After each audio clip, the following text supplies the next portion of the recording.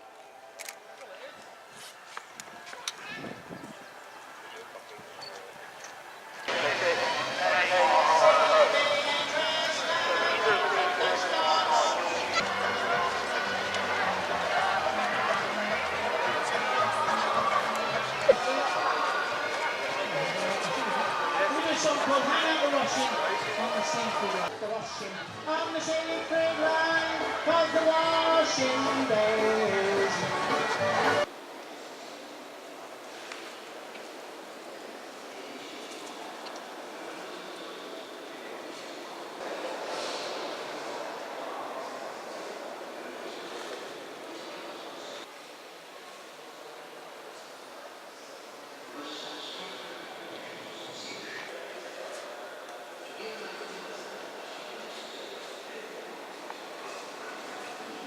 Just 20 hours of flying experience.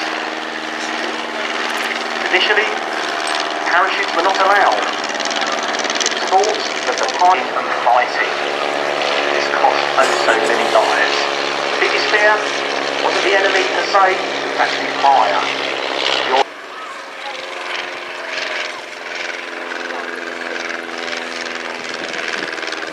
Then the rather slower, more lumbering forms of the 504 and the B2C.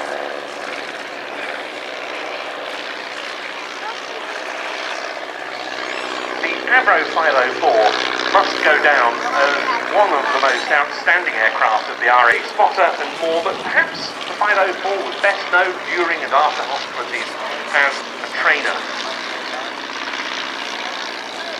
The 504 introduces a thread that will run throughout today. We have an incredible range of training aircraft. Frontline terms, it was the 504 of the Royal Flying Corps that was the first British aircraft to be shot down after war broke out in 1914. 504 training schools and university air squadrons until the early 1930s.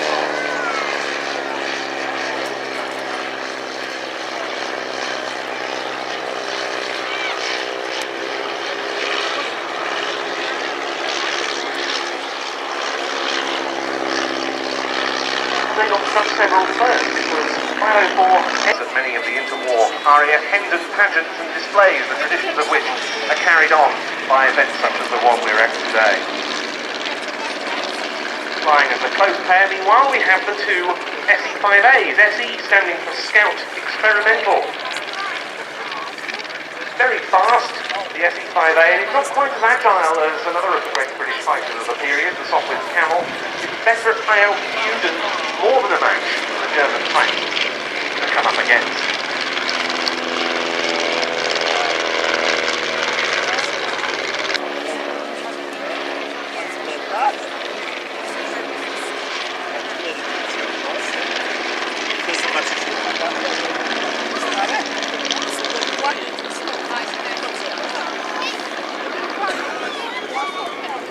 In Argentina.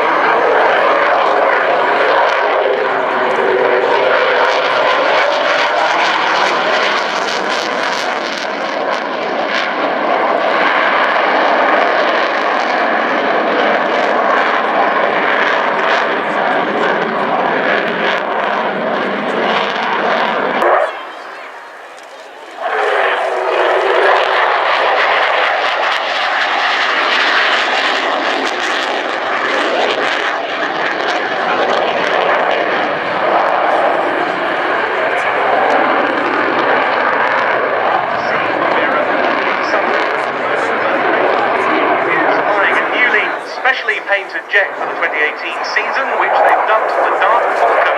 It's got some special Union flag markings on the tail as well.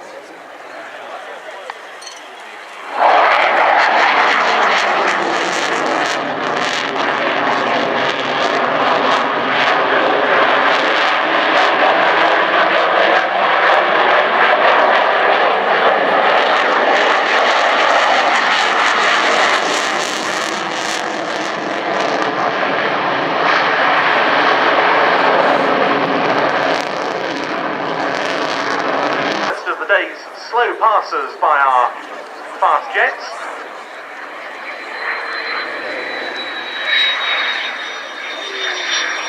Bringing those what we call high alpha, a high angle of attack. See the nose very high and then the aircraft continues to crash. Aimed by the aircraft.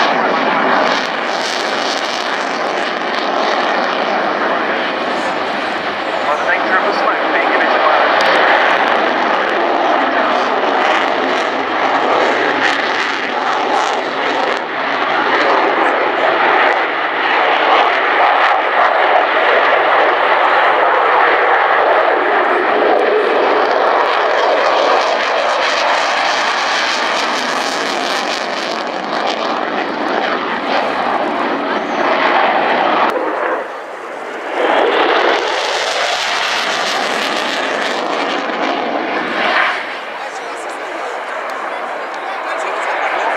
coming in for a final topside pass.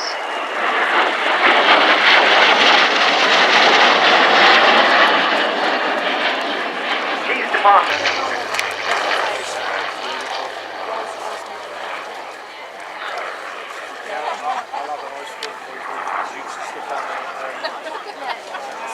He wants it all, it's his birthday, he wants spring. Them glasses all right for you.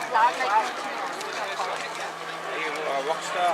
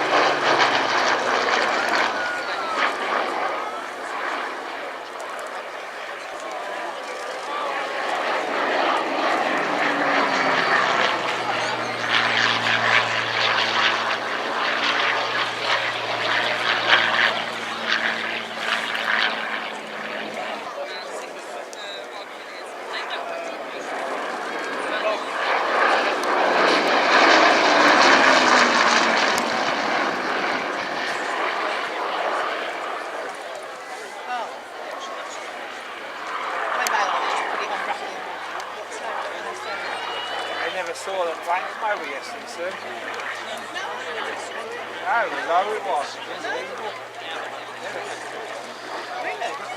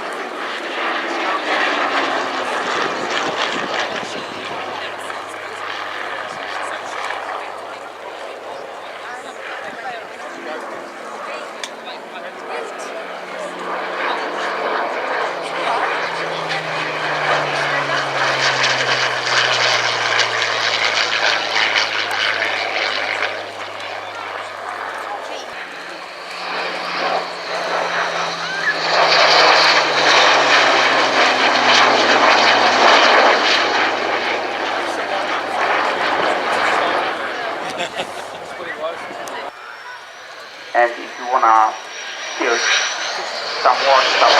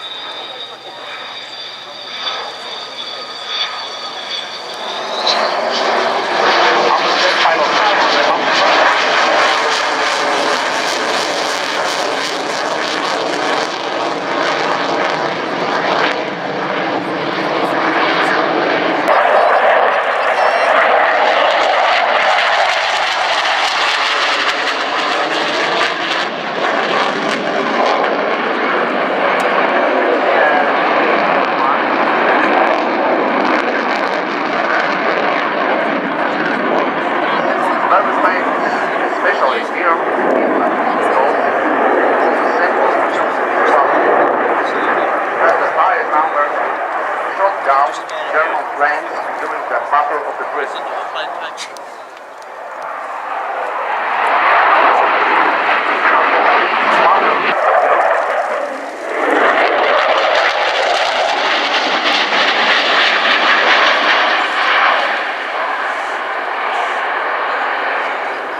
We are not a typical demo team.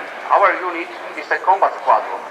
Main purpose of our unit is defend Polish air border and east side of NATO as an air policing mission. But we have one pilot, Jacek Kolarek, preparing to make dynamic show to present our beautiful flight.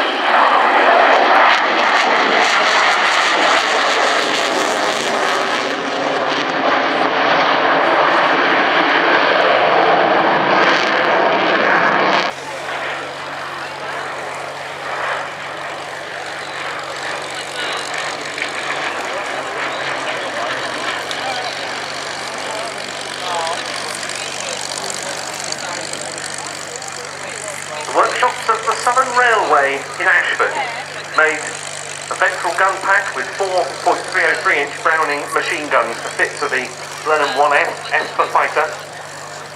And that aircraft started its service with number 25 Squadron in December 1938. And this, the world's sole airworthy Blenheim, has been completed now in this short-nosed form as a Mark I and its fighter configuration.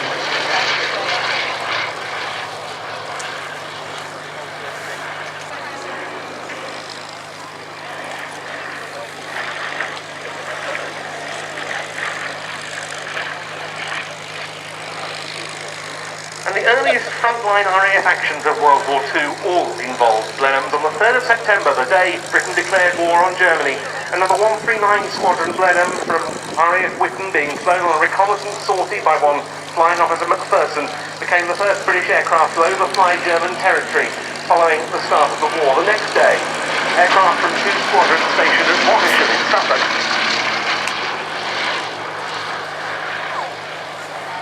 number 105 Squadron, who won the Victoria Cross for gallantry.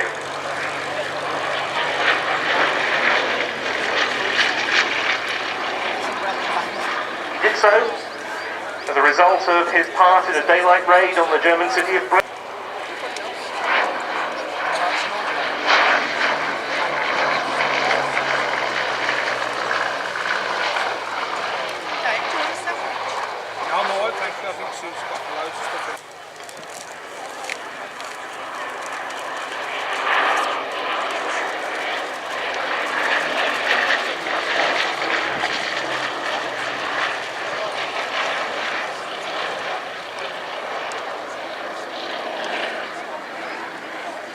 Restored to flight following the loss of the British Aerial Museum's previous Blenheim restoration from 1987 until 1993. It then had to be re-restored after a subsequent mishap to this airframe.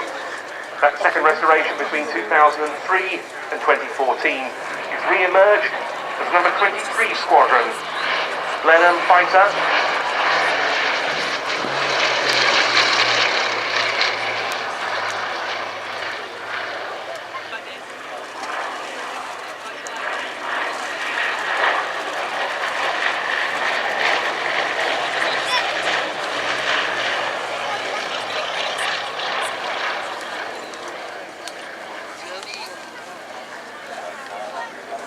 Incidentally, just as a day fighter that the Blenheim performed in that role, they were switched increasingly to the night fighter role during 1940. Some of them fitted with the Airborne Intercept Mark III radar, and they achieved their first success in that form on the 2nd and 3rd of July 1940 on Chelsea Bill against the Dornier So-17. Blenheim night fighters then started ranging over Germany on display in the form of the marvellous Bull Defiant of the RAF Museum.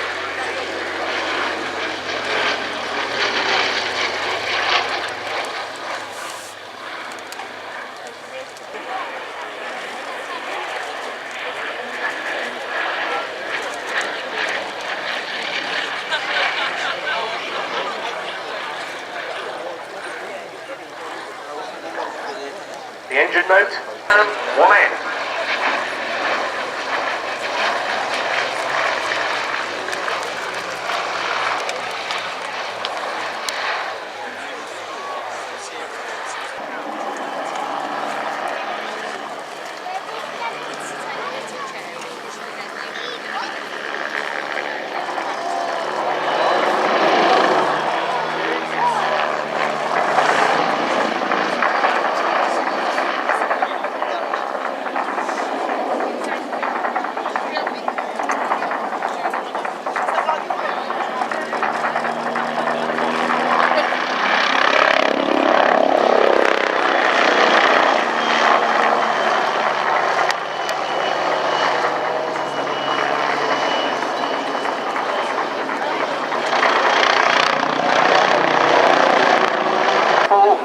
In contests and displays over the years, and now the Flying Bulls have got 2 of these on strength at Salzburg.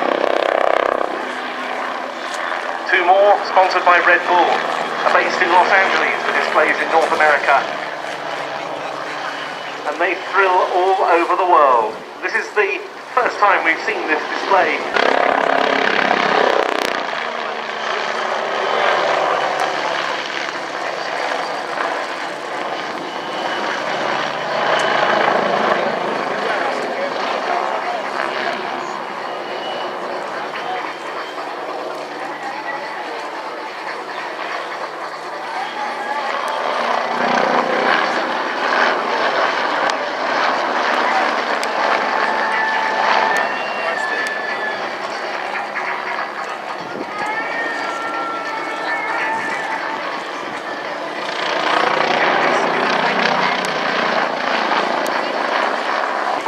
Pilot Rainer Wilke, German Army helicopter instructor, who displayed the Bull 105 in the Army for many years and now does so for the Flying Bulls. Blackie Schwarz started out as a helicopter pilot in the aerial photography business, went on to conduct transport and rescue flights for a company called Harrier before he became an air ambulance helicopter pilot. Twice helicopter freestyle.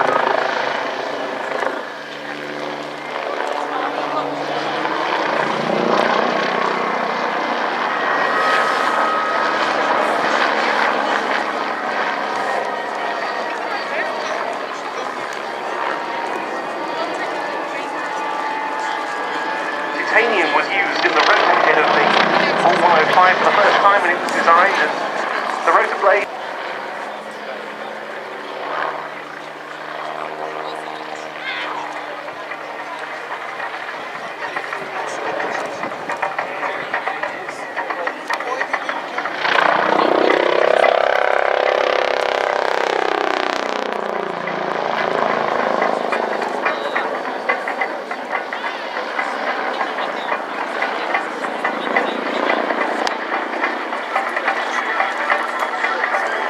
So coming into Display Centre to take his final bow, and I'm sure he'd welcome your appreciation after an incredible show of rotary wing aerobatics, D.C. Schwarz on the MBB 4105C of the Flying Bulls. More from him later in a much...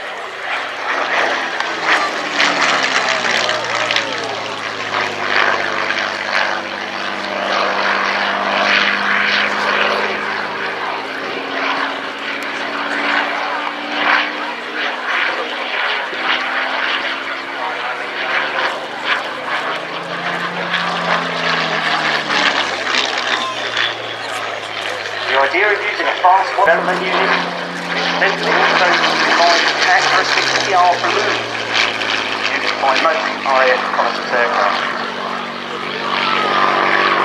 2 converted Spitfires with a Vanguard, nearly 1,000 other Spitfires.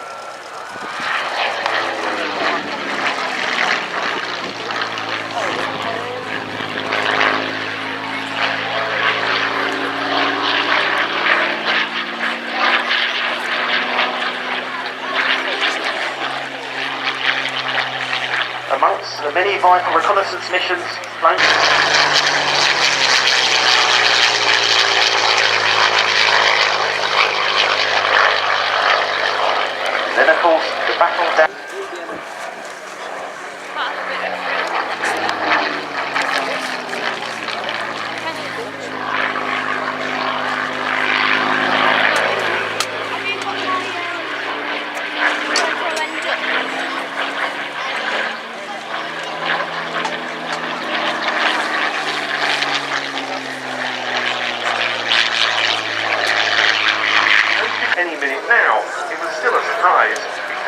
go, whom we shall send onwards.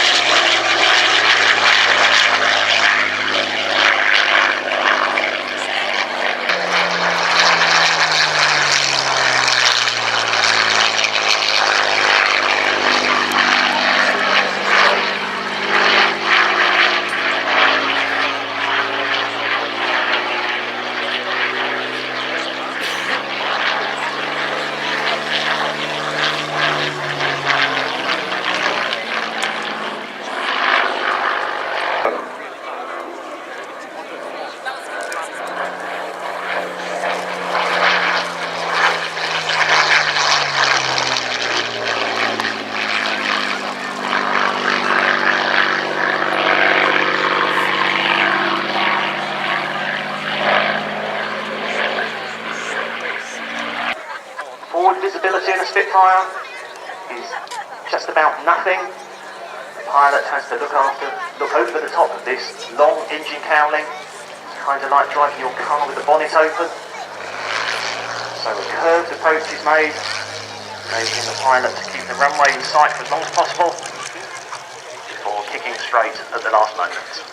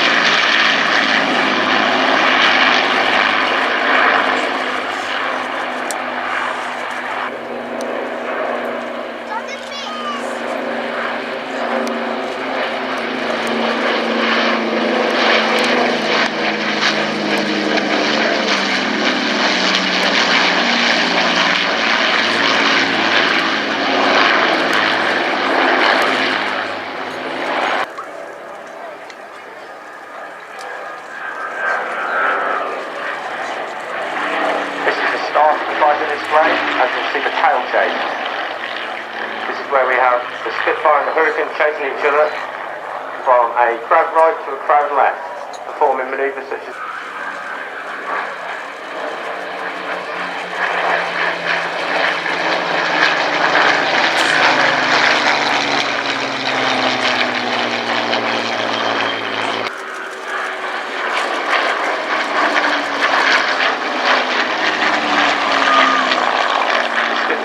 today, MK356 was built in Castle Bromwich.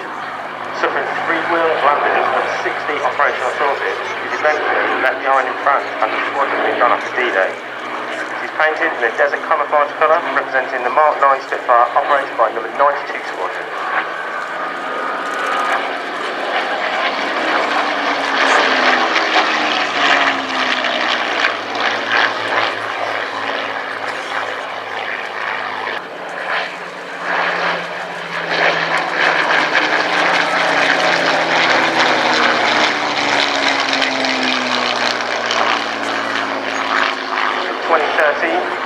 He was posted to time for July 1944, conscripted the last of the many. In 1950, he entered the King's Cup Air Race, in second place by Group Captain Townsend. During the 1960s, she was flown by the famous Bill Bedford OBE.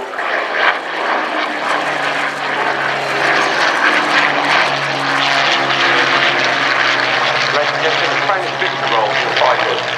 And now we'll see a crowd right and a Lancaster in the line of stern formation for the second time, coming at deep one.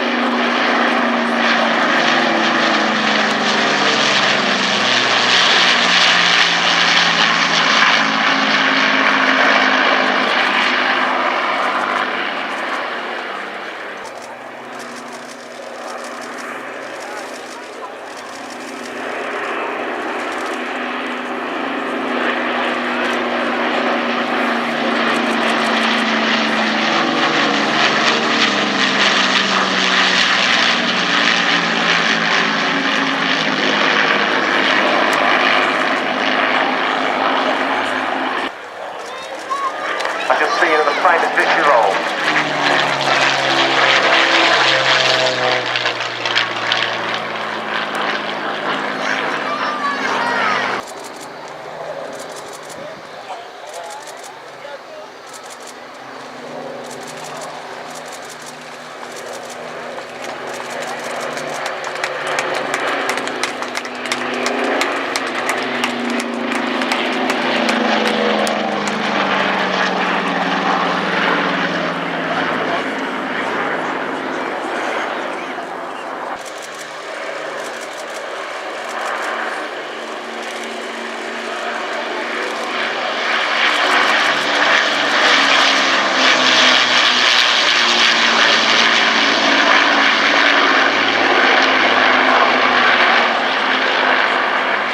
Ladies and gentlemen, I think you'll all agree what a fantastic sight it is to see the Lancaster with the bomb bay doors open.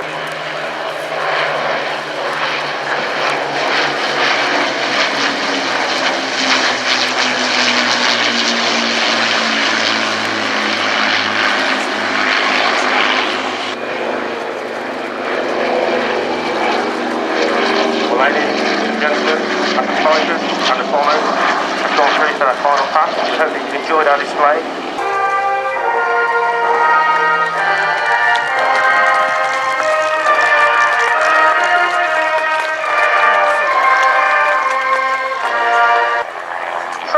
Pulling up into a 450-degree high turn.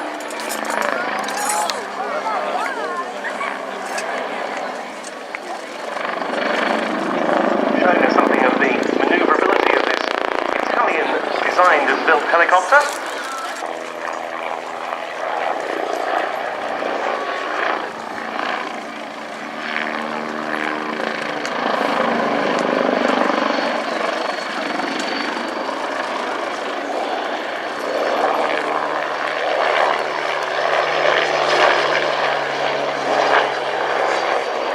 Belgian A109 display team this year, Captain Stijn Solomons. He's a 2011 graduate of the Belgian Royal Military Academy. He gained his flying wings in 2013, and he has been an instructor pilot and commanding officer of the Operational Conversion Training Unit within 17th Squadron since June of last year. He's been part of the display team for this aircraft since 2016. He's got about 1,200 flying hours to his credit, of which 1,000 are on the A109.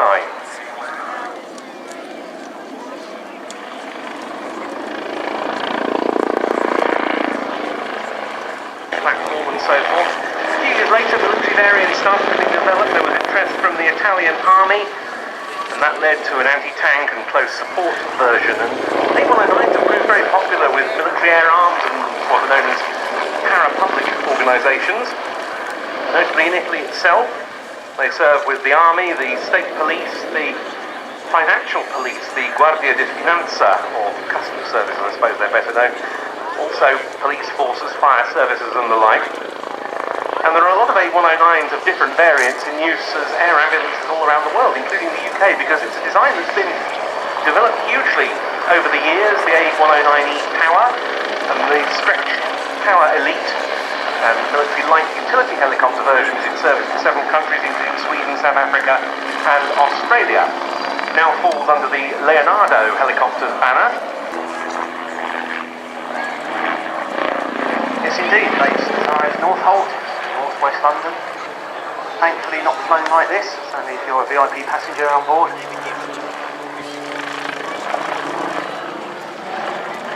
This one with a very famous history, 32. Back to Hurricanes, I think it's Biggin Hill, Big Brothers and others.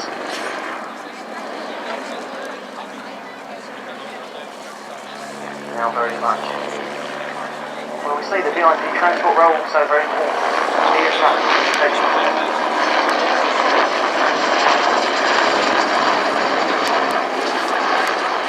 And the A109E Power version is also used by the Empire Test Pilots School at Boscombe Down as part of its rotary wing fleet.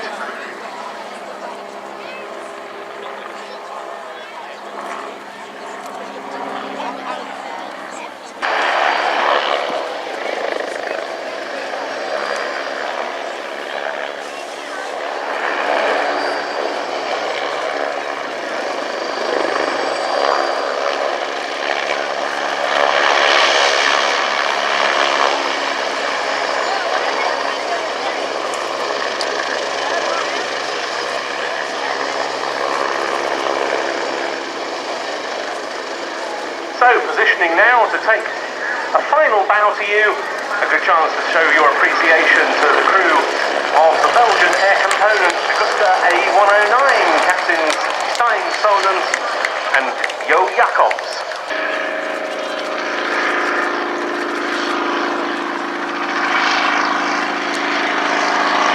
Just look at that. Quite incredible that this aeroplane should be flying again. Example of what was the first designed helicopter to see RAF service. It was designed by a team under Raoul Hafner, not the Emigre, on the British Aeroplane Company post-war. The first couple of prototype British 171 practical duty engines that all production plants the Alvin Leonida 9-cylinder air-cooled radial with some 550 horsepower. The first delivery were in 1951. Sycamore 11 version. The RAF followed with Part 12 in Part 12 search and rescue held.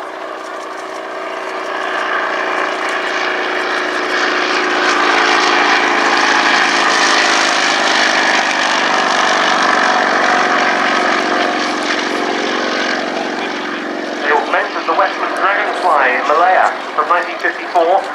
And a couple of years later, equipped number 284 Squadron in Cyprus, and the latter became the first ever RAF helicopter to perform night flying and troop insertions in mountainous areas. There was a very famous operation in 1958. 5 Sycamores inserted 41 troops near a terrorist hideout some 3,000 feet up in the Troodos mountain range.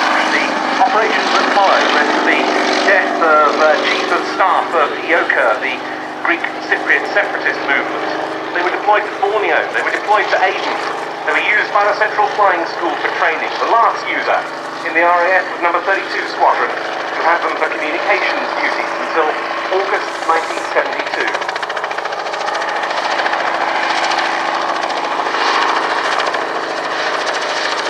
Bristol 171s for many civil uses, and there were quite a few overseas customers. One of them was West Germany, and this one was built in 1957 for the Luftwaffe as a VIP transport. It was used also as a rotary wing trainer and a search and rescue platform. It spent some time with the German Navy, the Marine Flieger.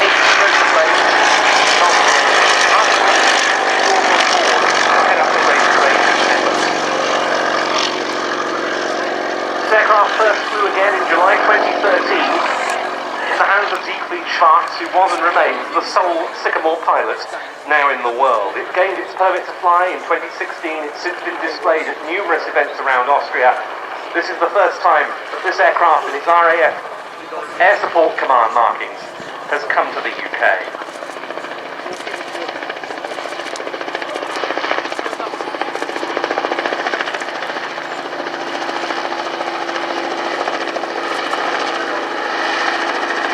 One of the main concerns on a helicopter of this type, the condition of the wooden rotor blades. Blackish Sparks told me that they took two of the oldest rotor blades when they first got this helicopter to the Technical University in Graz, where they did all sorts of tests. They were completed when the blades broke. The findings were very good. All the other blades in their stock were scanned using specialised equipment and techniques. For scanning up from this aircraft every 10 flight hours. Not rather more than that, some of it in the UK, so they've made some.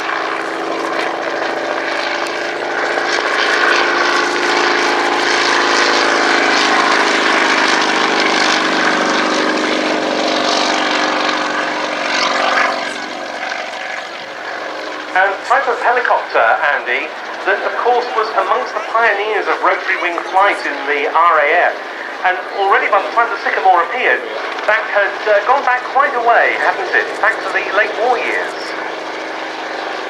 Yes. Eventually the jet provost developed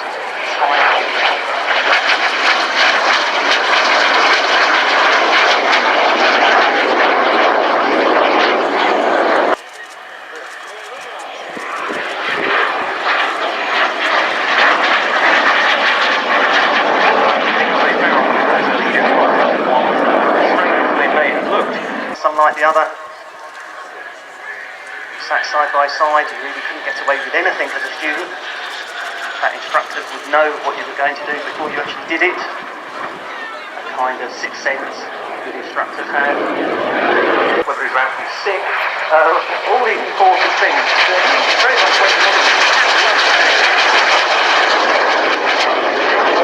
training at higher altitudes.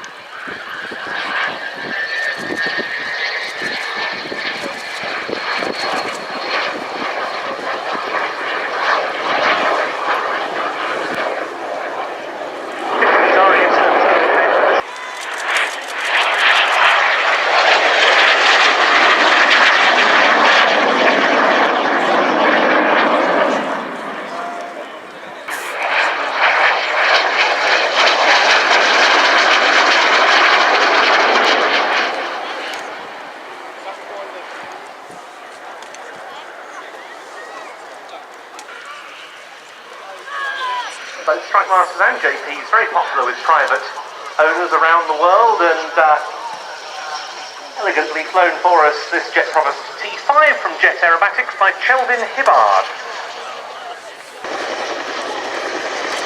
And another lovely engine note, Andy, that of the Bristol Sibley Dome turboshaft engine. Yes, I'm expecting a full search and rescue demonstration. Something, once again, I think we all took for granted over the years, especially with the Sea King. Back to the Wessex, something started whirlwind. During the early stages of the Second World War, the Royal Air Force found itself very under-equipped to rescue air crew and bailed out over the sea. The Royal Air Force Marine Branch was equipped with a range of boats and launches.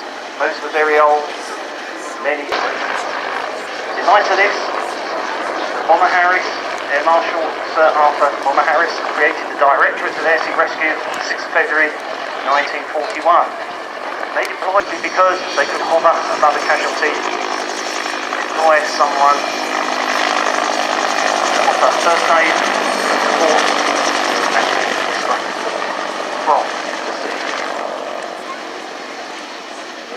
Helicopters used this role, search and rescue role by the Royal Air Force.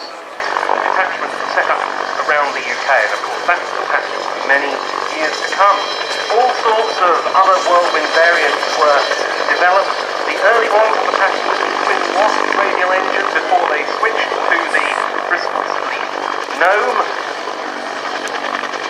Between the Alvis and the Ivy, or powering the Sycamore earlier was used on certain marks of operation. You've got two Wessex now at his facilities, and we hugely look forward to seeing one of those flying in the UK again. A different version of the Whirlwind, the HAS-7. The first British helicopter designed for anti-submarine warfare, used by the Royal Navy. Entered service in 1957, could be equipped with either sonar, submarine detection, or torpedoes for attacking the submarine, but not both. So they would work in a pair, kind of hunter, killer pair, one to find, one to destroy. And it wasn't just in the search and rescue role they were very active in RAF service, and you can see more about that in the static display.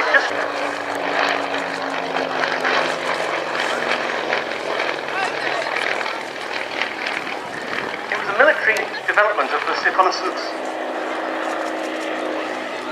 They were certainly still used to transport, while ferrying people around the various corridors, close to the borders.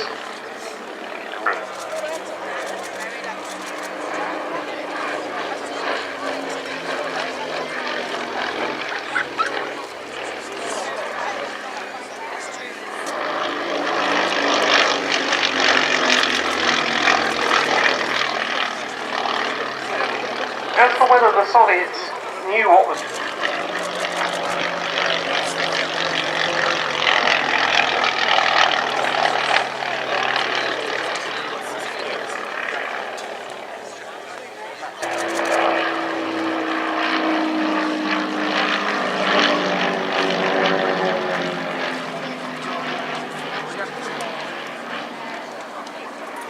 very nice, held sway in Berlin. While I was playing against the Russian colonel, he turned to me and asked very slowly if I was visiting on the Pembroke, then winked.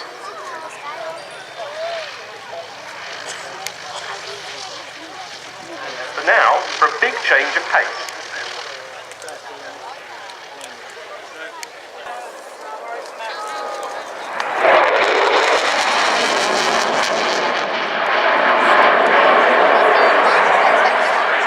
This aircraft has replaced no fewer than 7 different platforms with both the French Air Force and the French Navy can perform air-to-air, conventional air-to-ground, nuclear strike, reconnaissance, anti-shipping and buddy-buddy refueling missions. And this is a display that takes in the whole gamut of stuff.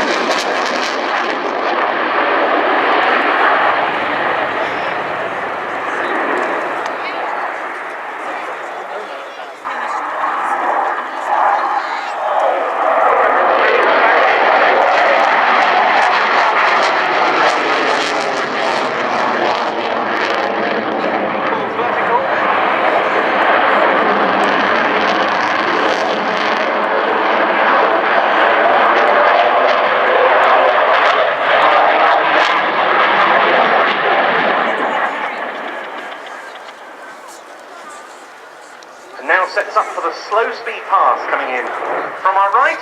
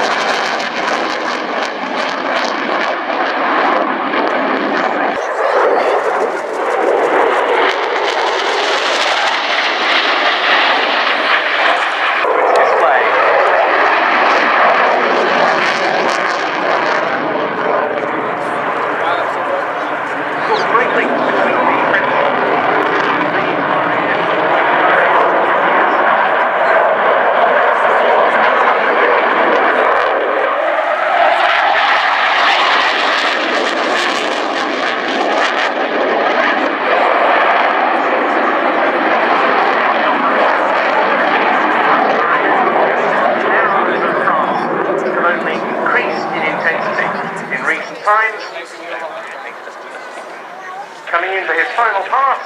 He'll be waving the wings, a good opportunity to wave back to Captain Sébastien Nattiger, alongside with the Dassault Rafale C.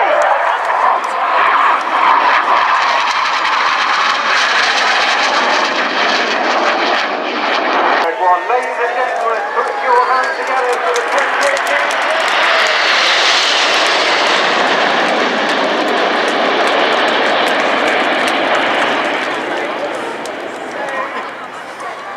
up at 400 knots and 4G, Red 1 leads, big battle formation vertical. As the spoon roll.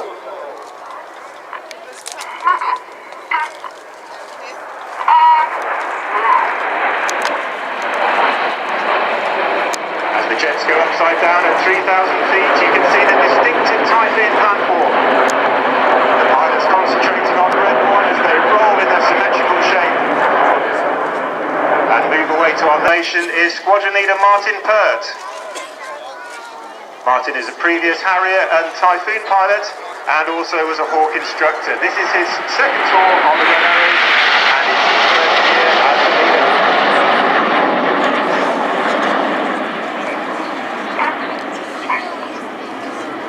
Phoenix. Ladies and gentlemen, this is Phoenix.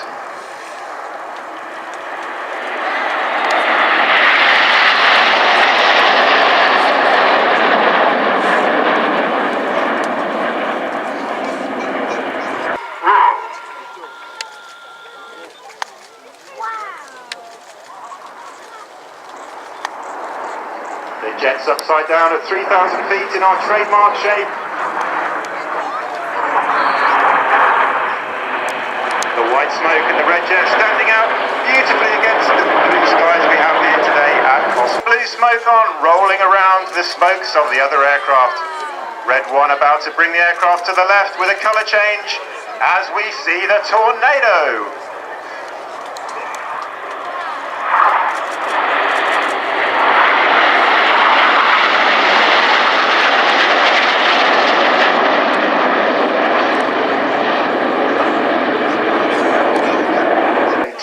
Split.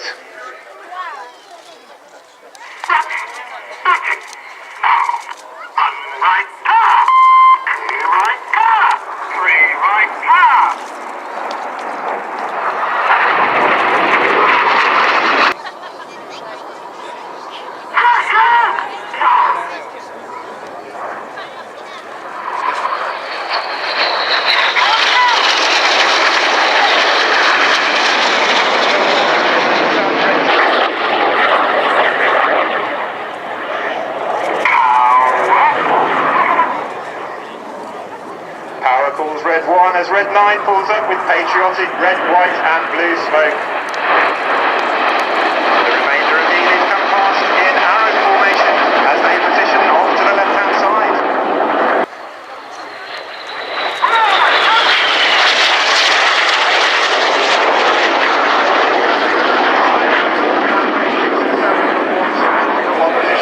Before pulling into a tight 360-degree circle in front of you in the circus.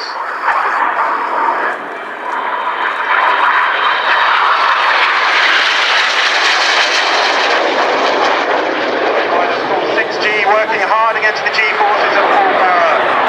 This maneuver is named after the engineers that fly in the back seats of our aircraft and is dedicated to all of circus and especially to JB.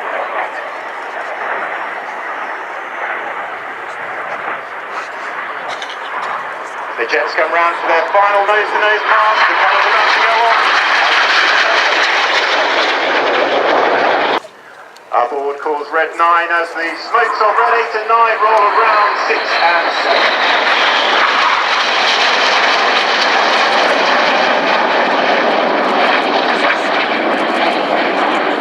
7. Roll to the outside of the formation, to then be replaced by 4 and 5 with the red smoke.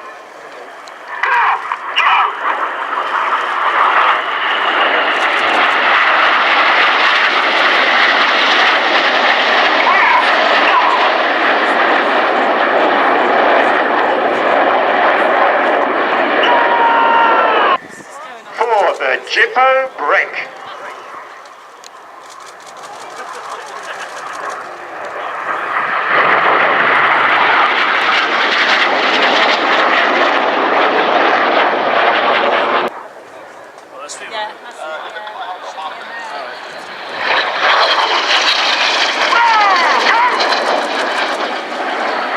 Roll go calls Red 6 as the jet switch over on the left and right, ladies and gentlemen. Let's hear it for the Synchrony, the Vixen break.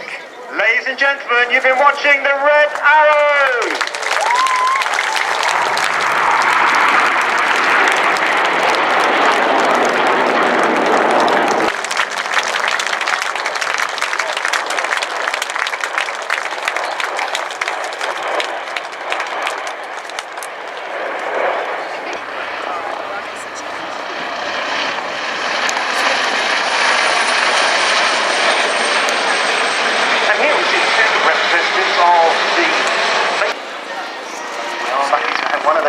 Today. Do you know himself? Exceptional performance, yet remains one of the quietest helicopters in its class. Remember back to Gazelle, about that rather strange tail rotor configuration, and here you can clearly see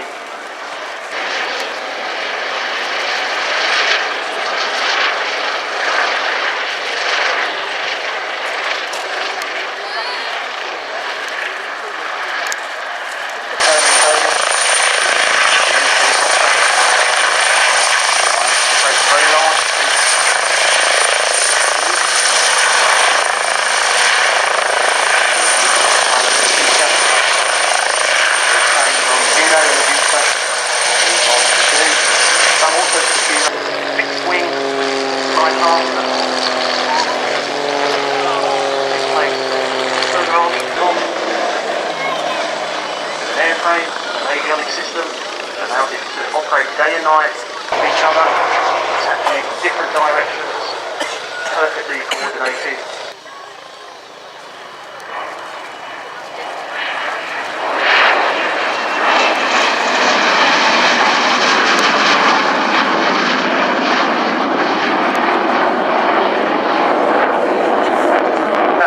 Goodbye to the Tornado GR4.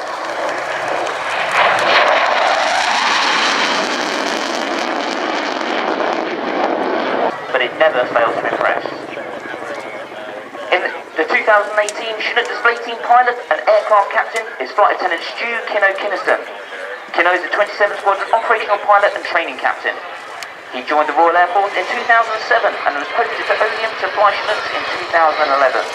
Since arriving on the force, he's played a part in exercising operations around the globe, including Falkland Islands, and Paul's challenge here is descending onto the crowd centre before climbing again whilst battling this 14-ton machine, which is being pushed forward by the wind. Joining us during the cockpit today is our display co-pilot, Flight Lieutenant Andy O'Donovan. Andy joined the Air Force in 2009 before qualifying on Chinook in 2015 and posting to the mighty 27 Squadron. Since joining the squadron, he's flown in Mark 4, 5 and 6A in the United States, Sweden, France and Germany. In addition,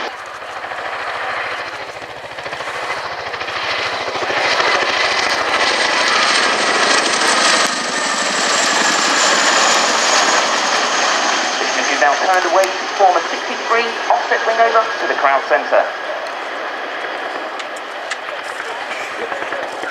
Flown by the RAF, Chinook is operated under Joint Helicopter Command in support of all three services and any UK resilience task. It remains in high demand due to its large cabin, carrying up to 40 fully equipped troops with many configuration options from internal vehicles, freight and palletized cargo to acting as a refuelling site or being configured for medical emergency response. Rescue hoisting and other troop and insertion extraction techniques are also available. Exit now join the nose over at the crowd centre.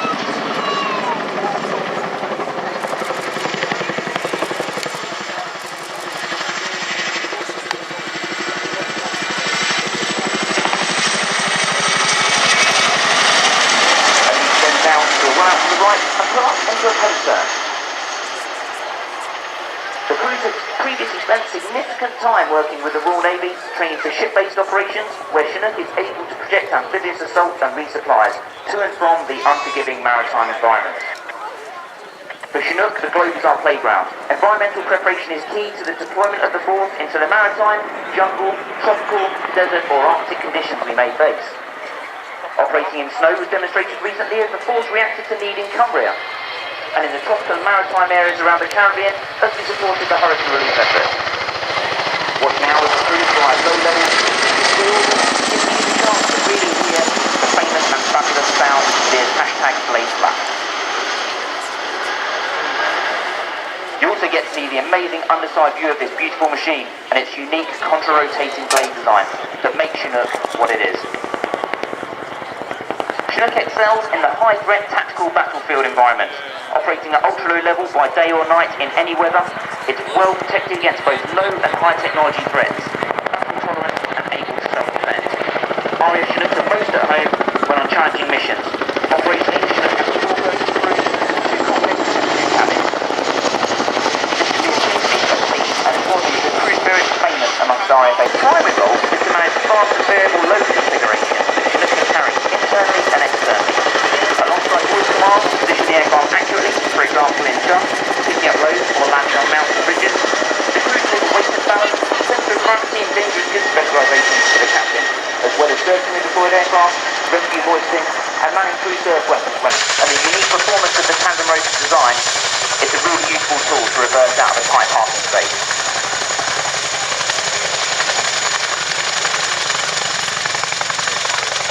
As the crew now get ready to perform their final manoeuvre, we'd like you to show your appreciation by putting your hands together for the whole team that deliver Chinook. They're the backbone of its continued success on operations at home and overseas, from Boeing and other industry partners to contractors and civil servants. There are a myriad of specialists on the ground who are part of a much larger team that every day deliver. They enable the Chinook and its crew to get airborne in support of UK interests through delivering air power.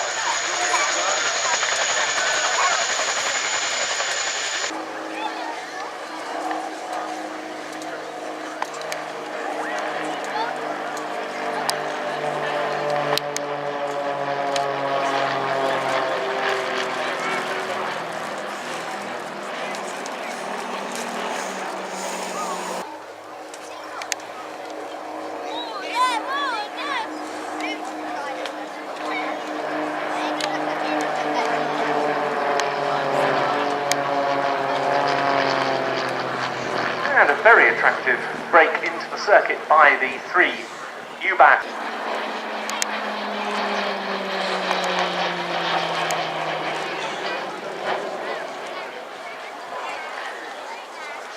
Of these aircraft.